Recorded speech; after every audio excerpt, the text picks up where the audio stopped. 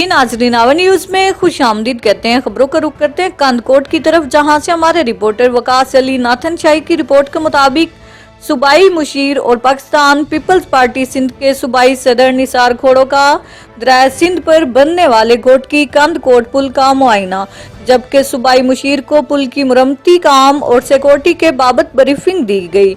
सूबाई मुशीर और Pakistan peoples party Sindh के सूबाई सदर निसार अहमद खोड़ो ने कंदकोट पहुंचकर दरिया सिंध पर बनने वाले घोटकी कंदकोट पुल का मुआयना किया, जबकि इस मौका पर मीडिया से बातचीत करते हुए निसार खोड़ो ने कहा कि पब्लिक प्राइवेट पार्टनरशिप के तहत कंदकोट घोटकी 30 किलोमीटर तक पुल और रोड बनाया जा रहा है। उन्होंने कहा कि इस स्कीम पर 14 अरब रुपए लगेंगे और ये काम 2 साल में मुकम्मल होगा। उन्होंने कहा कि सिंध में सड़कों के काम को बेहतर बनाया गया है। उन्होंने कहा कि वफाकी हुकूमत पुरानी स्कीमों पर अपनी तख्तियां लगा रहा है। निसार अहमद खोड़ो ने कहा कि पुल की मुरम्मती काम के दौरान 100 पुलिस के कमांडो और बख्तरबंद गाड़ियां कंदकोट घोटकी पुल पर काम करने वाले अमले को सिक्योरिटी पर मामूर होंगे।